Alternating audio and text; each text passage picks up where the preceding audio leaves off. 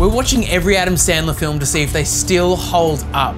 This week, we watched Spanglish. Spanglish is a story about a single Mexican mother named Flor and her daughter Christina. After moving to America, Flor gets a job as a housekeeper for Adam Sandler's family, where the perfect American family dream isn't all that it seems. Tensions rise, mothers argue, and languages are learned. One of those languages being the sweet language of love. But is the romance in this film like what we've seen from other Sandler films, or is it something new? We play a game of Adam Sandler themed bingo around here using all the tropes of an Adam Sandler film. Up on screen are our bingo cards. Joel, how did you go, my friend? Clearly woeful. Like, this was not a bingo film at all, what I found. The game is designed normally for those classic Adam Sandler grown-ups types films. This one was a little bit of a different take on a Sandler film. He wasn't in the movie for the first 20 minutes. Yeah, I only had fight scene. What am I lately? A recycling bin? Anybody dumping your garbage? Hope I make something useful out of it? And that was a verbal fight scene. We've never spoken about non-physical fights. Yeah, I'll but take it. Here we go. And I had fat shaming. 8? Come on, Bernie, you're gonna do it and you're gonna look beautiful. It's such a tragic fat shaming as well. Really depressing. I also had fat shaming as my only square this week. But hey, that's bingo. Let's get into the review. So the story starts focusing on Flor in Mexico. It's framed by her daughter writing a university application and talking about how her mum was a hero when she was younger. Her mum left Mexico as a single mum, went to America, found jobs, and eventually ends up as a housekeeper for this wealthy American family. We really quickly start to understand who Flor is as a person and as a mother. And it's in this scene where she's in a diner because she wants to splurge on her daughter Christina after she gets this brand new job. Those men would like to buy you a drink. No, gracias. Yeah, just fiercely independent, and it's very telling of the overall theme of the film, of her being very protective of her daughter and her culture coming into this white America scene. She plays it so well, and a really interesting tidbit is that she doesn't actually speak any English, the actress. Yeah, not at the time anyway. She had translators on set. So back to Sandler's family. Before we're introduced to Sandler, we're introduced to his wife. No! No! Who is a super high-strung mother who seems to be very controlling. Oh my God. You have never seen more chaos on screen in an American family that is like together, but only just. Yeah. We finally get introduced to Adam Sandler's character, who he plays a chef and he's a father, but he's obviously a very quiet piece of this family because the wife is so overbearing. Yeah, and it's really apparent that this isn't a career-driven clique like Sandler. He's actually really down to earth and a loving family man. Yeah. And his restaurant is a really successful one, but he gets really depressed at that because he wants people to walk in, he wants it to be local, and it just paints his character really beautifully, I think. We're painting the mother as this really ugly figure, but this scene perfectly encapsulates just how bad she is. She just completely fat shames her daughter and it's so out of touch. Bernie, come on, listen. Come on, Bernie, you're gonna do it and you're gonna look beautiful. You are gonna lose that weight. And it sets off a fire in Flor, and we start to really see what this movie is gonna be. It's gonna be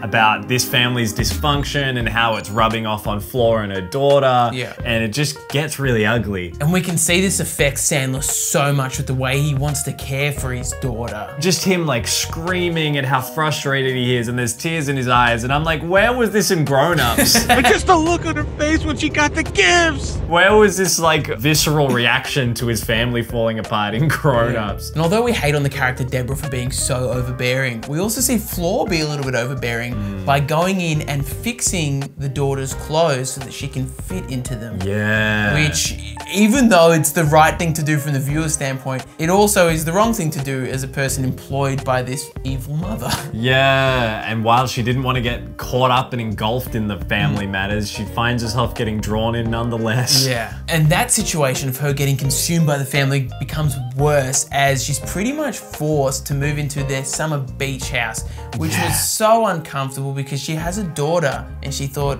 what can I do? I can't leave her at home. So she's then forced to bring the daughter into this family dynamic, which is an unhealthy one. Yeah, the American family didn't even know she had a daughter because she's been that private and that protective of her, understandably. So all hell breaks loose. There's just constant fights and bickering and, oh, you're taking my daughter away. Oh. We can see that Deb just loves Floor's daughter, Christina, more than her own daughter. And the daughter just is such a great actress and looking so dejected every single time, but trying to brush it off and almost trying to be the strength for the household. We get to a wild point of tension in the film where Floor's daughter, Christina, goes out collecting pieces of glass on the beach for Adam Sandler because he incentivized the kids. He said, hey, I'll give you money, you give me the glass. What Sandler didn't bargain for was that Christina is a hard-working young woman and she comes back with $600 worth of pieces of glass. Well, I'm broke. So of course, Floor is like, why the f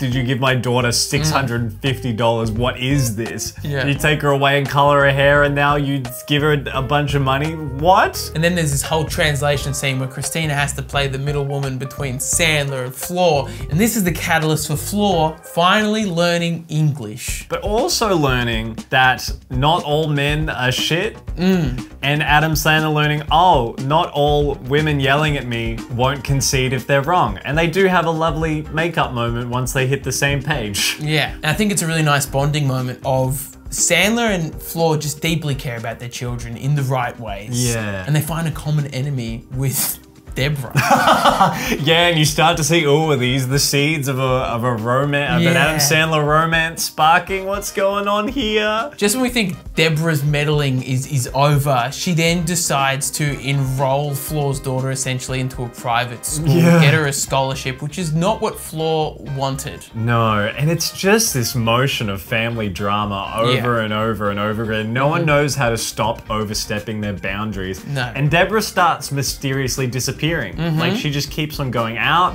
and I'm like, oh God, she's cheating, isn't she? Yeah, absolutely. And Sandler's just at home depressed because his restaurant's doing so well and drunk because his wife's not around and his kids are sad. And then Floor's learning so much English, she's now being able to connect with Sandler. Yeah. And what happens when a lonely, desperate man meets a woman with newfound English skills? They form soul bonds, folks. Yeah, that's how it works. One of my favorite characters in this film is the grandmother, who's played by Cloris Leachman. And she finally steps in as mother, gets sober, and tells Deborah, You are going to lose your husband if you don't stop what you are doing. I love that fully, like I see my family in trouble, I stopped drinking 3 weeks ago because it needs my help. That was really sweet. Deborah, of course, owns up to Sandler in her way, which is the most obnoxious way. And Sandler needs to get out of the house. Floor needs to get out of the house because Deborah's still meddling with Christina. Yeah, she's stuck at a sleepover. And they've been forced, finally, to just share a moment of Floor and Sandler interconnecting.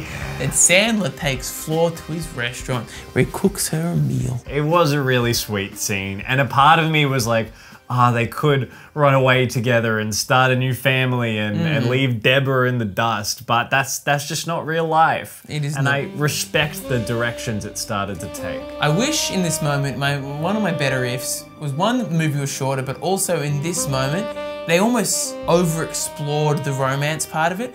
I wish he fed her, they shared some knowing glances, some small dialogue, but nothing more than that. I almost didn't want to know if they spent the night kissing and canoodling. Yeah. I didn't want to have that, oh, as soon as we leave this place, it's over, the magic's... I didn't want to know about it. I just wanted them to spend the moment and then leave it. So forever in our imaginations, it's just that pure moment. That is fair, because Adam Sandler did come off a bit like, hey, come on, we're here now. Yeah. Why not just stay? It's probably the worst bit of dialogue in this film, I would say, was this moment. Once our feet touch that floor, I'm gonna get too many brain cells back. Don't be in such a hurry. That floor is gonna eat us alive. But the best vibes. Yeah, that's so true. Of course, Floor quits her job. She can't work in this family after kissing her husband and having screaming matches with the wife. Christine is not stoked about it, but when the film starts wrapping up here, where they say their goodbyes, they leave the family, we get one last look at Sandler. Then Floor reveals to Christina that she's also going to take her out of the private school, which she's grown so fond of.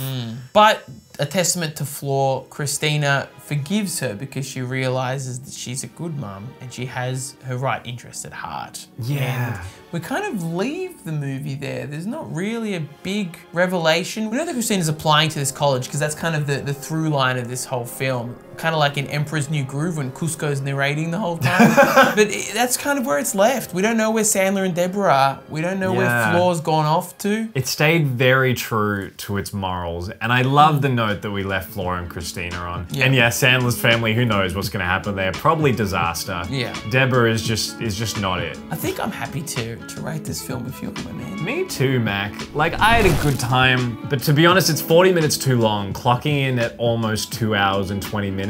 Yeah. This was a long watch for just continuing the same vibe of family drama over and over again. We get annoyed at Deborah over and over again. We feel for Floor. Will they, won't they with the relationship? I feel like it could have been really tightened up, but I did like the decisions it made, and it wasn't just the same as every other Adam Sandler romance. I gave it a 6. Okay, that's gave it a pretty big 6. for you. I was thinking 5, but I was like, nah, 6. It's all right. It was worthy, I think, of something a little bit higher because it dared to do something different and tell a Minority Story, which I really enjoyed. Yeah. I thought that the actress of Floor was fantastic, and so was Christina. I thought everyone played their part perfectly. Even the Sandman was pretty good at this. Hey, he did all right, yeah. He had his moments. I gave it a 7. Ah, that's all right. Because I thought it was pretty darn good, and I liked seeing them try for something that was less Happy Madison-esque. And I think it allowed Sandler to be something more comfortable but different. Yeah. Yeah. All right, good fucking shit, Mac. Let's pick the next movie. All right, my friend. We don't have too many films left. Just a winner, please. We're almost 2/3 of the way through. This one, we are watching The Do-Over. I have not seen The Do-Over, bro. It's the start of Adam Sandler's Netflix saga. Oh, no. Yeah, high budget, potentially terrible scripting. Well, hey, if you like this one, we do plenty of other Adam Sandler reviews. Go watch another video if you liked it. But hey, most importantly, tell someone you love them today. Bye. Bye.